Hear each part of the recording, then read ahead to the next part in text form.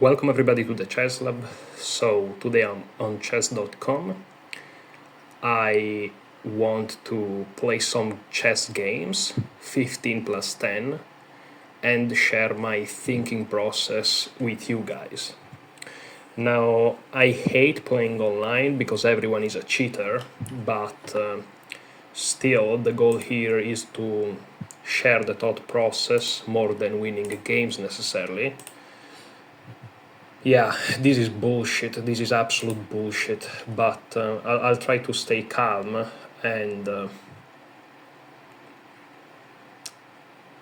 just play some game of chess. Here we go. Already some absolute. Okay, I have to stay calm. Just focus on the chess. Okay, so I open with e4. Is there a Zen mode or something? I think there is. I think there is a way. Oh, here we go. So my opponent plays d6. This means that they allow us to have the full center, which I'm going to take. And now they strike at said center with e5. Now, this is some sort of a Philidor defense. The way you play it is there are two ways. You either take, and go for an endgame, or you play knight to f3. Now, I'm a little bit more comfortable playing knight f3.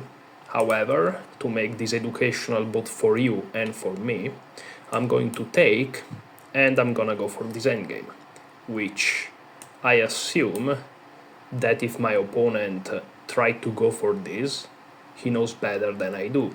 And as you can see, he's already spending 10 seconds on king takes d8, which is the literal only move on the board. So my opponent is probably cheating already. Yeah, and if he's not cheating, then why do you spend 15 seconds on this move? I don't know. Now my idea here is to play bishop e3. I kind of want to prevent them from playing bishop to c5. However, in these type of situations, which kind of resembles the French defense exchange variation, except the pawns will be here, you want to occupy these two diagonals. Okay, these are the two most important diagonals for the bishops.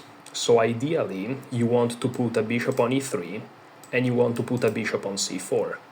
Now, if I play, so the question is, do you play bishop c4 or do you play bishop e3? Well, again, initially I wanted to play bishop e3, but I realized after bishop e3, they may go bishop e6, kind of preventing me from going for this idea. So another idea instead is to play bishop c4, which comes with tempo, okay? And so they have to spend a tempo defending this, and then I play bishop e3, so I have both of my bishops on those squares. So let's try starting with bishop c4. And of course they don't really have to defend this. Like even a move like knight c6 may be good. I'm not sure. Okay, he decides to defend, which is totally fine, of course. But in those type of positions, you may want to sacrifice a pawn to just go for massive development. Now, if I play bishop e3, there may be knight to g4. Now, is this really a concern? Well, after knight g4, I'm not sure I find comfortable taking this pawn, because it just takes, and in the end of the day, I just have ugly double pawns, which may not be the end of the world. I have some decently easy development. So, I'm really not sure about this one. Because the problem is that if I go here, then he has moves like this, and I go here, and he goes here, right? And then I have to come back. I guess it's playable. There is a pawn here, so it's not threatening rook f2. But I don't know, check from the bishop, I go here. Takes. It may not be that bad, to be honest. Let's try to go for this. I could have also just capture, ruin his structure, and take, now that I realize. I didn't even thought about this, to be honest.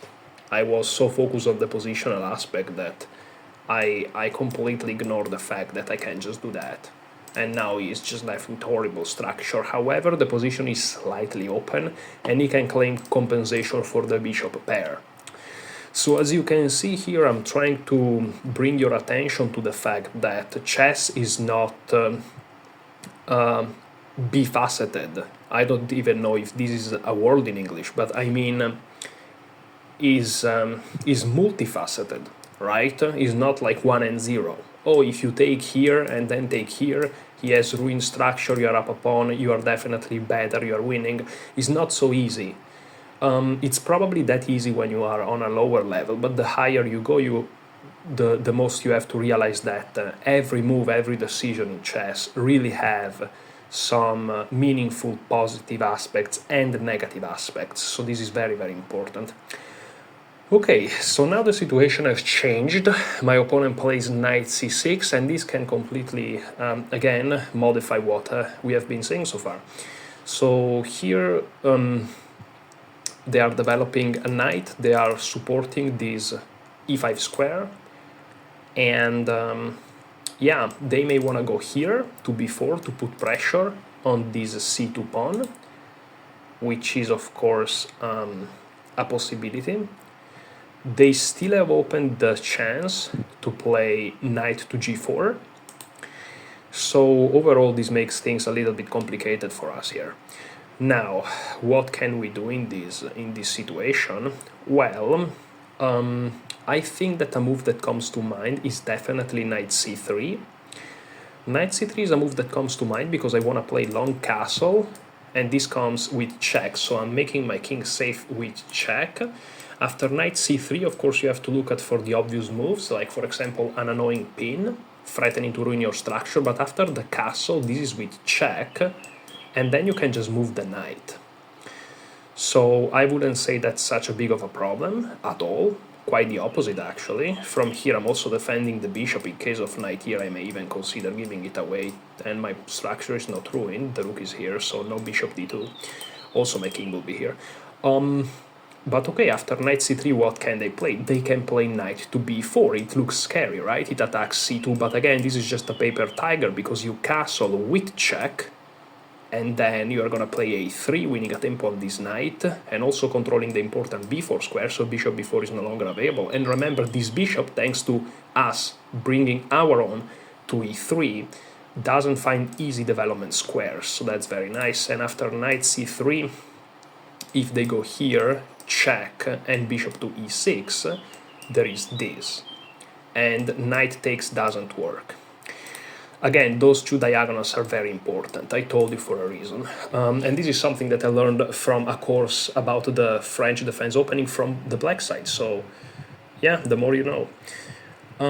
Okay, after knight c3, I think the most challenging move is knight g4. However, after we castle, I think that's not really a problem. Again, bishop d6, there is knight b5, and if they take, we just take back. My only concern is knight c3, knight g4, castle, let's say bishop to c7. Oh, but then I guess we can actually take, because if they take, then we are threatening this. I don't think they are in time for this. Yeah, then we go here. Yeah, I think they have to go here maybe. But then we take. I don't know, we can go here to defend c6. It's very complicated, so let me try to calculate better. And again, sometimes you have to force yourself to calculate a little bit more.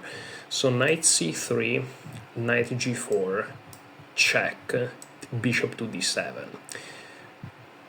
Now, if anything at all, I think I may just be able to move my bishop somewhere. Not really, because then I drop these. So that's not so simple.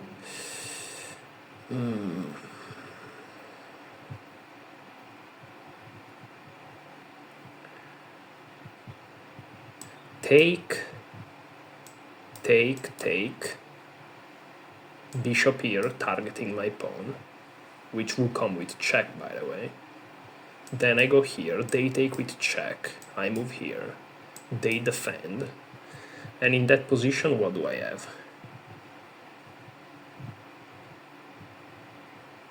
I guess I can just develop hitting this pawn and there is no way to defend it. I mean, they are here, so they may want to go here, which I think is the only move, but then I have g3. Which is a crazy calculation to see g3 from here, but I may have it. So let's play knight c3. Now, after you make all these calculations, you have to ask yourself, am I missing some absolutely obvious garbage move that may just throw off everything I said so far? The answer is I don't think so. Like bishop here trying to prevent me from castling, I have f3. The reason I don't want to play f3 is because it kind of loses a tempo. They can always play c5 or shit like this. But after bishop g4, f3, I'm winning a tempo on the bishop. So this is totally worth it. So yeah, let's just go here. Okay, they go here. I think we established this is just a paper tiger because I get this with check. I think this is one of the less problematic moves of all. And now again, things have changed. So now I may consider taking and taking with the threat of bishop to e6. As you can see, you have to always be conscious about the difference in a position. Like, positions are not always equal. They do change from time to time, you know? I may also consider the move bishop b5 immediately, which I don't think is that big of a deal though. Oh, another move that I may consider is this very annoying bishop g5 check, simply because on f6 I may throw in bishop e6 instead of taking this knight. But I don't know, why shouldn't I just do that? Oh, because you see this is losing a tempo, now it's their turn. Instead, if I do this, it's their turn, but I'm hitting their bishop, and if they do that, I mean, I have a feeling this wins, because if they go here there are discoveries, they have to go here, and then I think I can just keep taking pawns, I think. Also, a very simple move I can play is knight f3, to be honest, because I'm hitting this pawn, and the question is, how do they defend? And it's not super easy to answer. If they play this, now this I think works. Wow. And if they play this, which looks very natural, then all of a sudden this may work. Again, this is defended by the bishop. And what if they move this? Again, they cannot go here, they have to move back, but then I win this. I think I'm gonna play knight f3. Am I missing something here? Again, knight g4 may be troublesome, but not really, I take here. And their bishop is hit. If they take here, I first take here with check, and then take back. But then they can play f3. Tricky. Oh, but then I can probably have something. But I don't have to take, I can just take first and this still hangs. So let me play knight f3. They cannot play bishop g4. My phone made a noise. Oh, it's just saying less than 20% of battery remains. Fantastic. So yeah, as you can see, we entered what at least I consider to be a completely equal endgame, but I don't know, I'm having the impression that my opponent is in slight trouble here. Okay, again, this is very complicated and nothing is obvious here. Again, my instinct is to play here. How can they defend this bishop? They can attack me, but I just take. They take, I take, they have to take, I take, and I have the feeling they are in much bigger trouble than I am. If they attack me, well, I can defend, and now the bishop is hit, this is hit. I think I'm gonna go here. I guess they can take, which is something that, funnily enough, I haven't considered. That's actually very funny. The point is that after I take back, this falls. And yeah, his position is probably collapsing anyways. But yeah, knight b5 may have been a little bit of an inaccuracy. Yeah, c6 is definitely wrong. I think that it was better to play a3 first, and after they go here, then this is completely crashing, because they don't have bishop takes b5. And if they go back here, well, this doesn't really help their cause at all. Now their knight is completely out of the game. And now I can consider taking here and taking here, and they're just dead loss probably. But yeah, I think they kind of blundered, because now I can just take, and they're losing a clean pawn. It's not just about losing a pawn here, it's the fact that I'm going to soon reinforce this, and it's completely over. I think now, I'm not sure how good this is. I mean, this is an interesting idea, right? The idea is that if I go here, they can take with check, but after I move here, their bishop is hanging, they have to come back, and after I do this, what are they gonna do? How can they defend that bishop? I'm not sure they can at all. It's a tricky situation, but I don't think they can at all. Now, after I go here, they may take like that, but then I think I can just take with check. They have to go here, and I just move, believe it or not, and I think I'm fine. I think I may be fine, actually. There is rook here, perhaps, but I can just move back, and I should be fine. So, yeah, I may be missing something here in my calculation, like king to e7, for example, which I just realized is probably very, very strong, and may win for them even. But yeah, sometimes you just miscalculate. Yeah, I think king e7 is very good for them, actually. But on king e7, I think I can take, they take, and then I can go back defending, perhaps. They can check me, I go here, they go here, and then I somehow take here, and I'm kind of alright. But my knight is misplaced then. Oh, they go for this, wow. Wow.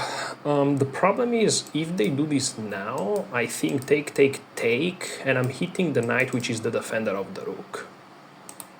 But if they don't play king e7, oh, they have this? No, but this we talked about it. I mean, in a similar line, which is I just take here. And I see their point. Their point is that once they go here, if I move my bishop randomly, they win my rook. But I don't move it randomly, I go here. Well, that's crazy. No, that's just insane, because I move my rook here, and this is check. And I'm up a piece. Yeah, that was just a mistake. Yeah, I kind of got lucky in this game a little bit, but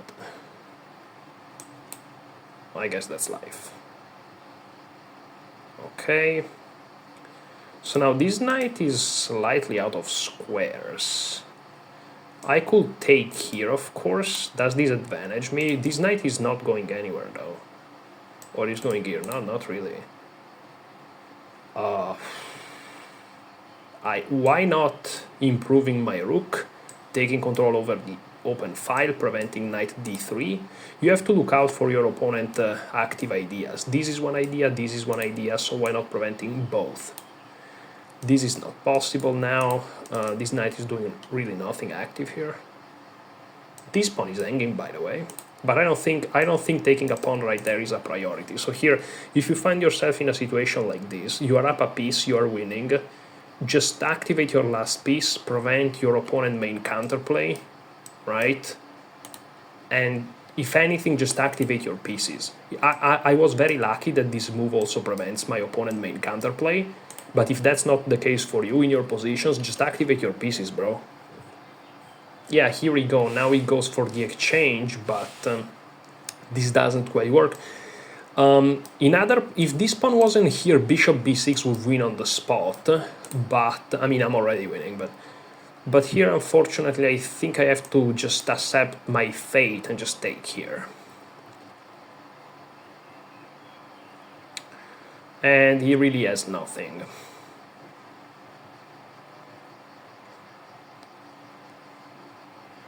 I don't really understand why he thinks. What is he thinking about? Can someone tell me what is he thinking about? Because I have no clue whatsoever, really. I don't know. So now it's the time to ask myself the question: do I go pawn hunting, right? I mean, I could. So this knight is completely stuck here. It's going nowhere. where is this knight going? This knight can go here, right? And here. So what about I play for total domination and I play bishop to c4? So now this knight, I guess this knight now has this square. Yeah, I should have thought about that. But I think that after he plays this, I just go here and then I play h3. Yeah. Yeah, I think it makes sense. Because once he goes here, I go here. He doesn't have this, because this bishop... I mean, the bishop defends the pawn on f2, not just because he's on e3, okay? I think this is... Oh, this is a blunder, actually. So what if I take? He takes, I take, and that's a fork, and I win this knight. So he probably has to play this, but... then I can just take another pawn. And if he takes here, I think his knight is just trapped. So let's just go for it. If this move attacked the bishop and the bishop was undefended, I may have been in trouble, even though truth be told I have checks. So not really. And then I move the bishop. But you know, it attacks also the pawn, so you have to be conscious about these moves. Like, you have to see knight g4 before playing knight g5. In this case, it's completely winning, but again, you have to be aware of these things.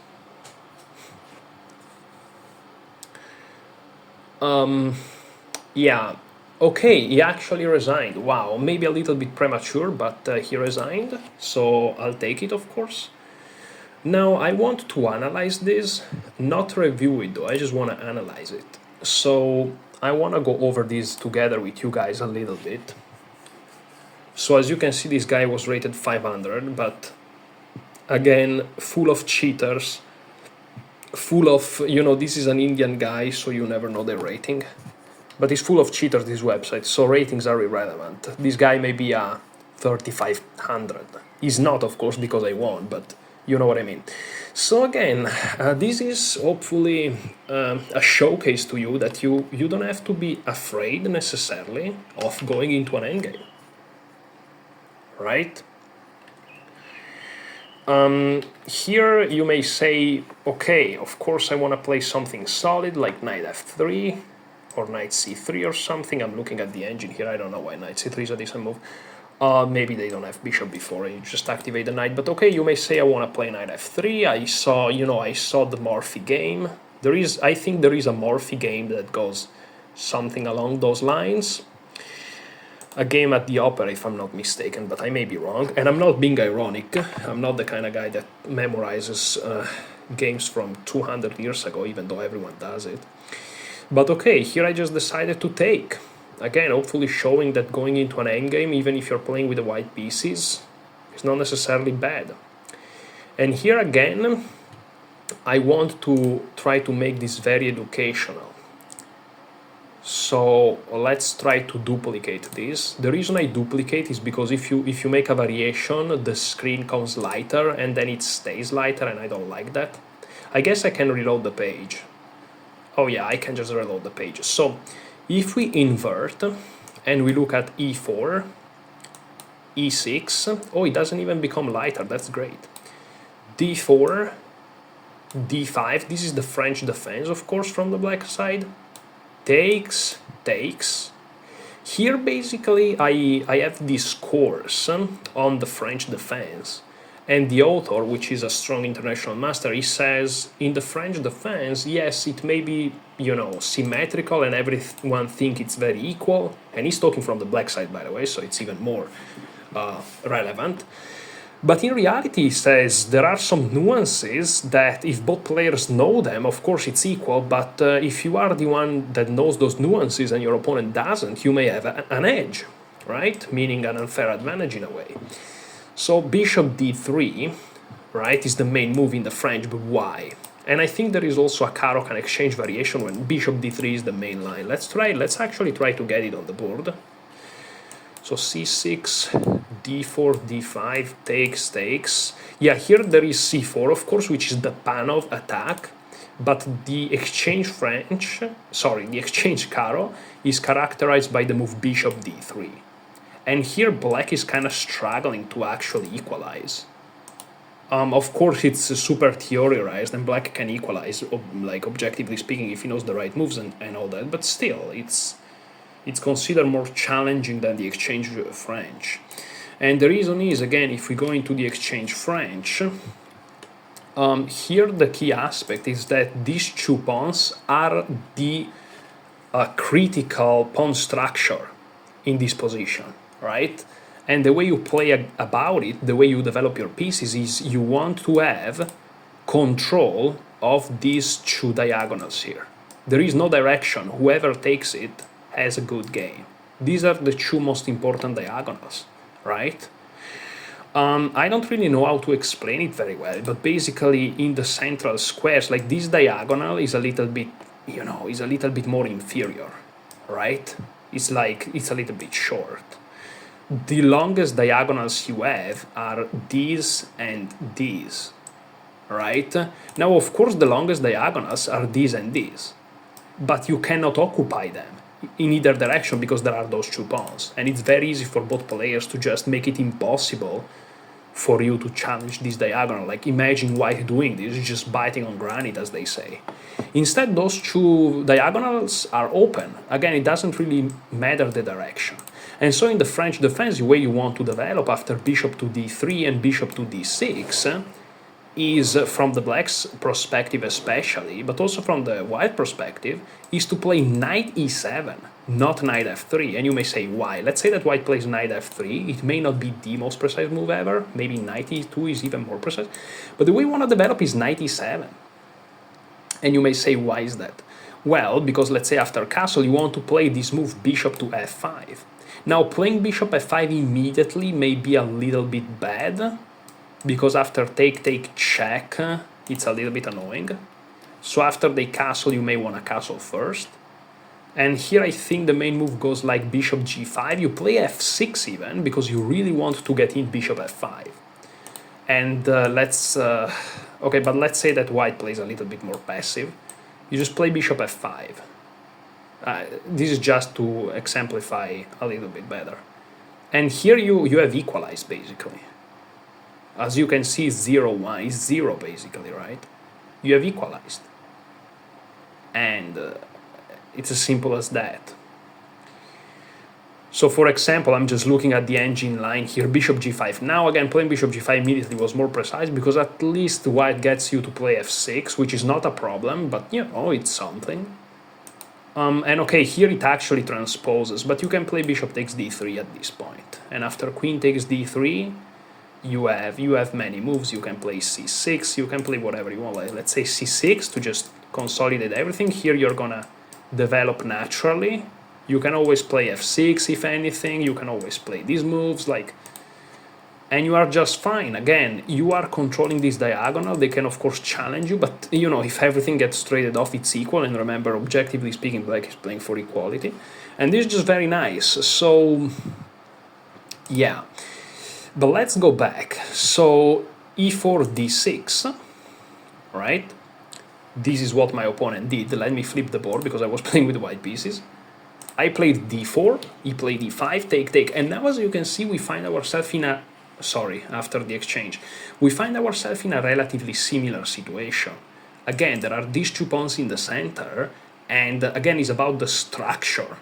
So it doesn't really matter the opening. So the two most important diagonals are this diagonal here and this diagonal here. These are the two most important diagonals. Okay, again, bishop e3, I'm sure is a perfectly fine move. And look at the engine. Bishop c4 is the absolute best move, and I'm sure the reasons are the reason I told you. There is knight c3, which, is just a normal developing move, but then there is bishop e3. So two of the moves I was considering are the top choice of the engine. So again, this proves that, this way of thinking is quite correct. Again, playing bishop e3 allows white to play bishop e6. And look at the best line. After bishop e3, bishop e6 for black. Look at that.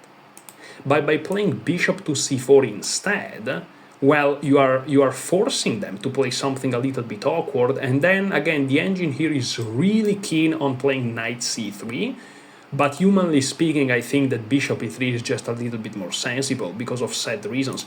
But I guess that, you know what, knight c3 actually makes sense, because if they play bishop to c5, you always have knight to a4, and to challenge this diagonal. But that may not be the reason. Of course, we can go in much deeper, but okay, this is a little bit outside of the scope of this video. But I hope that with this video here you get a lot of ideas on how to study chess and how to go deeper on positions and ideas. And if you do this work, of course, you're gonna have an edge on your opponents. Here f6 is the main move. Yeah, here I would have played bishop e3 probably, which it's fine. Yeah, and don't get me wrong, as you can see, this is like +0-1. You may say you're equalizing, right? You're playing white, but I mean, this is equal. Like, if you think that this is not equal, you're just insane. This is equal. But you try to play in a human way, which is challenging. Now, my opponent here already blundered, and here I can just take, and win a pawn, and I win the game, basically, because their position is absolute trash. Again, humanly speaking, you can argue that they have the bishop pair, because I don't now, but their structure, it's too bad, and our structure has no weaknesses. I guess you can consider this a weakness, but it's relatively hard to target.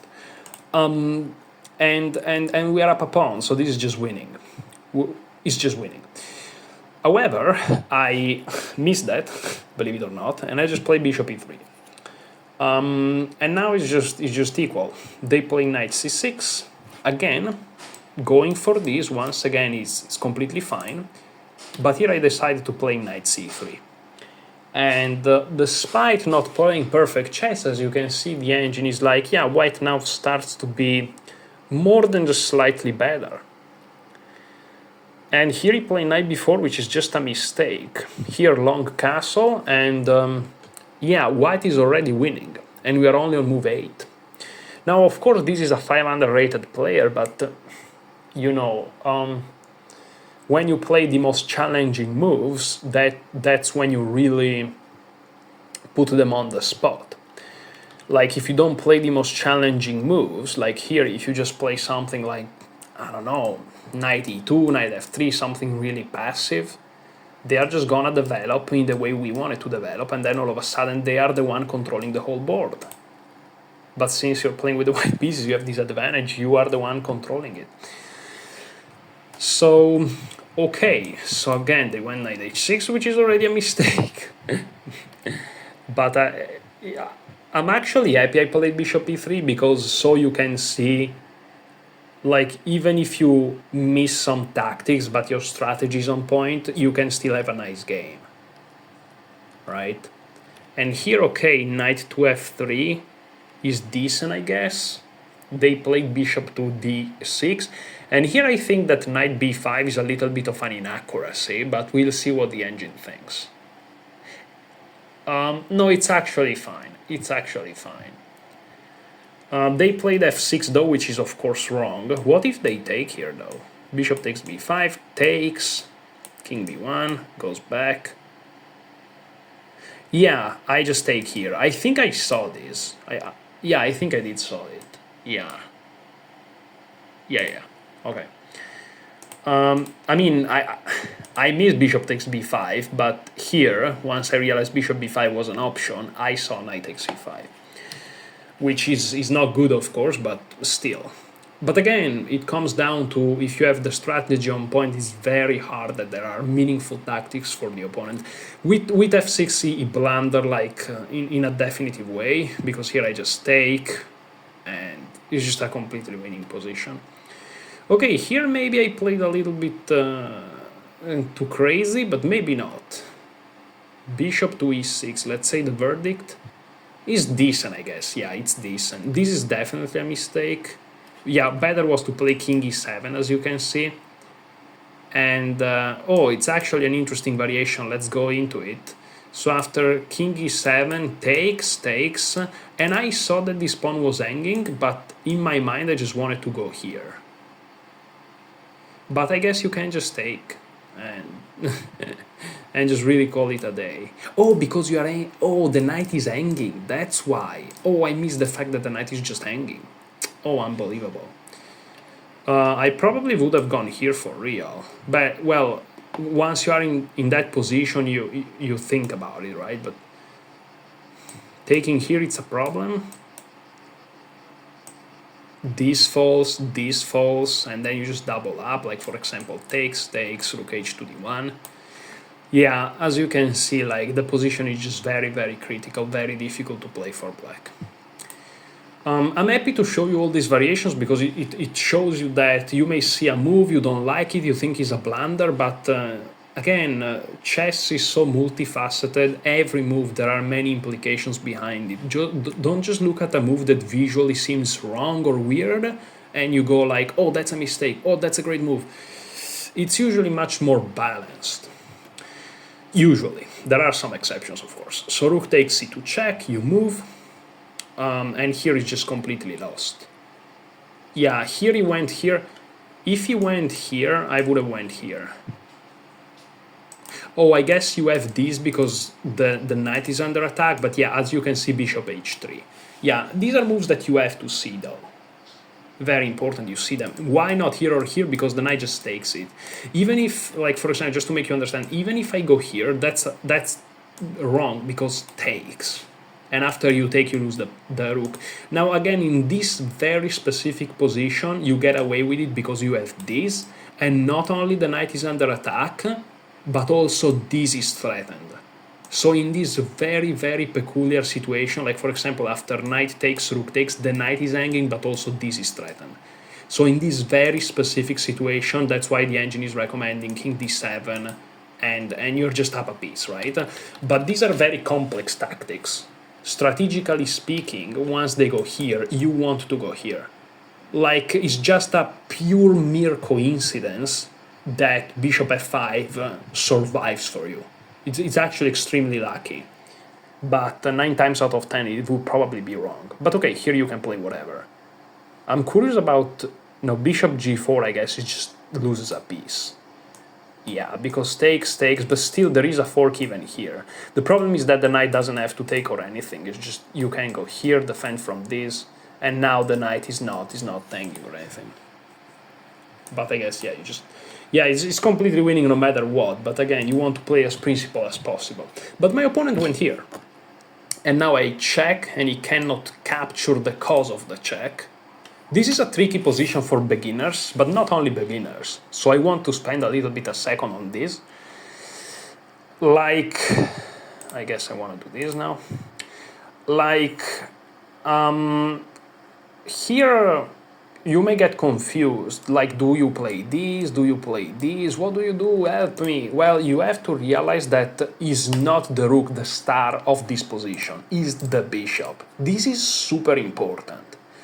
So you have to understand that once you move the rook, it's not the rook to deliver the check. It's a little bit tricky because technically you move the rook. So technically on paper, literally, if you have a score sheet, on paper is the rook. Like you will sign rook d2 check. Like for example, let me do this. I don't know if you can read this, but it's rook d2 check. But the check is from the bishop. So that's why it's tricky. If you're a beginner and you are not used to these things, you have to spend a little bit of a second on this. So what matters is that you defend the bishop. I guess that this is also fine, but this is just threatening to just trade the rooks, and you are up a piece. Remember, 3 pieces against 2, and so they have to just move, and now you take. And here, okay, you can continue in many ways, but again, you don't want to give them counterplay. The reason I didn't want to take here is, in the beginning I was kind of annoyed by this, not now of course, but eventually, but then I realized this knight is completely locked out. Completely locked out. Like, these are the 2 important squares, because if he goes here, you just take it, but if he goes here, which he could, I mean, what he's doing here, also you can always take it even here if you really want. But yeah, these are the 2 critical squares from which it does something, and here it tries to get out without blocking the rook. So these 2 are the critical squares, and you're covering them. So the knight doesn't really annoy you at all. and you can always take it on the next turn. So what should concern you is pieces that can annoy you. I don't like this knight, so a3 may be an idea. I'm sure some people thought about a3, you maybe thought about a3. It's okay thinking about a3, I also did, but then realize that they have a square. Now, is this really annoying? Probably not. Probably not. You may attack them now. They don't take here because there is the bishop, but what if they go here? Right? Well, then maybe you go here, but what if they go here eating the bishop? Then it gets a little bit annoying. Of course, this is a very simple position and everything wins and the knight is trapped, but still you don't want to go into crazy complications, right? And also you have to identify rook d8. I would say that the most important thing in this position is to identify that there are two pieces that are very out of the game. Like, okay, this knight is out of the game, but at least it's developed. These two rooks, if you are a beginner, is super important. You identify these two pieces. They are the problem in this position. For white is a problem and for black is a problem. So both players want to just bring them out. And you may say, where exactly? Well, I would argue on the only open file on the board. This is a semi-open file because there is a pawn. This is a semi-open file because there is a pawn. And all the other files are closed. This is the only open file on the board. So rook d1 should really come to you. Now, if you're a beginner, nothing comes to you naturally. That's normal. But just get into the thinking. So rook d1, look at that. What a coincidence. Is the best move of the engine. Who would have guessed? So rook d1, my opponent played rook d8, which is not the best move according to the engine. The reason is, yes, strategically this is the best move, but tactically, since black is down a full piece, you don't want to trade pieces. And that's why trading pieces is just bad. So yeah, this is just bad. But I mean, it's not terribly wrong, because again, black is lost anyways, and this just trade material in the end. It doesn't really worsen it, but it was already lost, so it doesn't even better it, or try at least. And here, again, look at that, bishop c4, best move. How do you find bishop c4? Well, again, it's all about understanding that the only way you may get in trouble in a position like this is if your opponent somehow can activate his pieces. And this knight here, he has now two squares. Remember, once you trade the rooks, d3 is no longer controlled by you. And so you have to ask yourself, is there a way I can prevent one of these two moves, especially knight d3? Because let's be real, knight a6 is not really that big of a deal. It's just happened coincidentally that with bishop c4 you stop them both. And then you find bishop c4. And again, bishop c4, I admit, when I played it, I kind of miss knight g4, but it does nothing. My opponent played g5 though. After knight g5, after knight g4, just to make clear, you just take. And yeah, there's nothing they can do. Literally nothing they can do. And it's very educational, this position, by the way, because like you look at this position, you see f5, you're like, is black crazy? Well, not really, because this knight is dead. The only option is to go back where it was, but from here it does absolutely nothing, right? You can hit this knight now, and this knight is actually trapped. Yeah, the knight is actually trapped. So the knight may want to go here somehow, so f5 is a move, so that knight g4 is justified. And also c5 is a move. Again, you may say, you are crazy, why would you ever play c5, which just hangs the pawn? But again, the knight is trapped. By playing c5, you give the knight a square. So if you really think about the position, you realize that even the engine moves are relatively logical, okay?